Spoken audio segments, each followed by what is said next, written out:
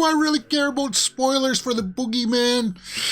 Not really. Alright guys, this is my movie review for the Boogeyman. What did I think about it? Well, if you saw my initial straight out of the theater reaction, yeah, I was somebody who didn't really think this was any good. Well, I'll tell you why as well. The Boogeyman was an hour and 38 minutes. From a short story from Stephen King, still reeling from the tragic death of their mother. A teenage girl and her young sister find themselves plagued by a sadistic presence in their house and struggle to get their grieving father to pay attention before it's too late. Yes, this is one of those classic, oh, the kids see the monster, but the adults don't believe them. It's kind of like, it's one of those stories. My initial impression to it was kind of like, well, I have no idea what the rules are for the Boogeyman. You know how Freddy is like, okay, if you forget about him, then he'll lose his power and stuff like that. Or the smile monster, if you get it to kill somebody else, then it won't be on you anymore. It had rules, right? The Boogeyman, I don't know what the rules were. So when it came around to the big final showdown, I didn't care. Because I was like, well, is that going to hurt it? I don't know if it's going to hurt it or not. Is that even going to work? Is it real or is it all in your head? It's just kind of like the execution, the directing of the Boogeyman was extremely subpar. Just nonsensical stuff happening throughout the film where it's kind of like, all right, we get it. This older girl is getting bullied at school.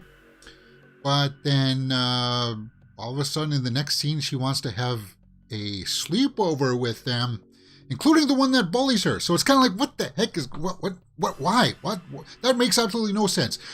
Oh, and the editing in this was absolutely atrocious. We've all seen that shot in the trailer where the Boogeyman's underneath the bed and she's like rolling that ball, right? We see that here in that trailer section.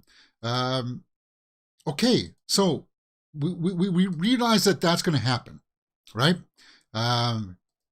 She sees it, she jumps back, she falls off the bed, and then cut. We cut. What? And then in the next scene, she just comes downstairs, and it's like, what?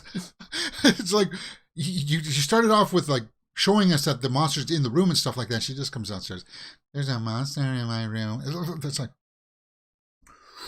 ooh. I don't know how so many horror fans are being forgiving to this lazy, constructed film. And let's just go over to the tomato meter and see what people are saying about it. 62 by the critics, 66 by the audience. So people are coming out of it going, meh. I was kind of like a little bit lower. I'm going to be a little bit more harsher on this because I'm a horror fan. I've got standards.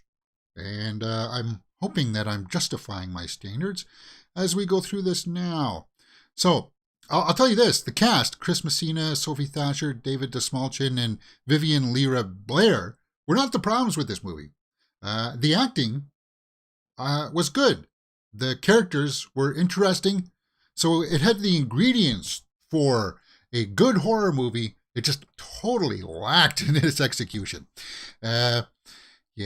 So let's take a look at some of the snapshot reviews from the Observer UK, who liked it, said, it's an effectively spooky horror film, but a generic one.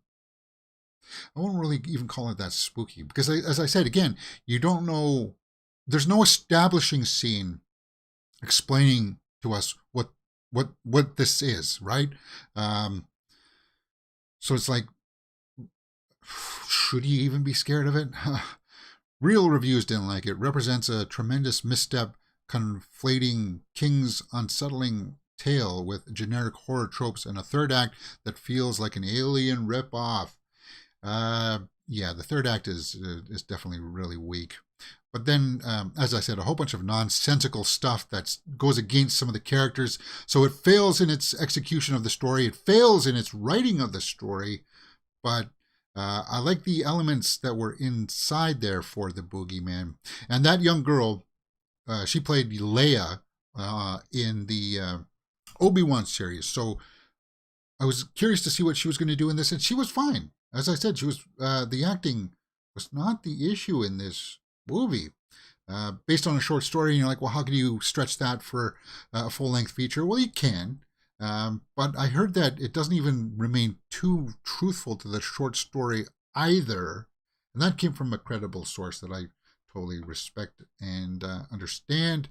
Um, David Smolchin is kind of like a small character that kind of sets things up in the beginning, but it's kind of like we don't really see it. We need to see it, guys.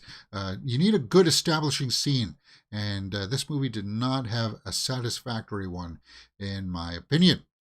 So, without ragging on too much more about the Boogeyman and how much I didn't like it, what is the IMDb score? 6.2 there, right?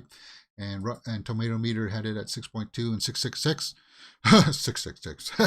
I cannot be so generous for the Boogeyman. I would have to give a 4 out of 10. There you go, guys. And you know how much I love horror. It pains me. It hurts me to say that this one sucks. It does. Somebody said in my initial response comment section, it's better just to wait for it. Like on a boring day, you don't know, you don't have much going on. You feel like watching something, put it on in the background. Yeah, that's what the Boogeyman is. Kind of a bummer way to start off June here, but what do you guys think? Let me know in the comments below, and we will talk about it. You're watching Mirror Domains.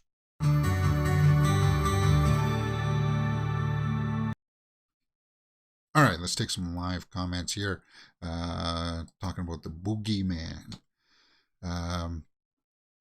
Hey, how's it going? I gathered from PG-13 cert that the Boogeyman was going to be a fame affair.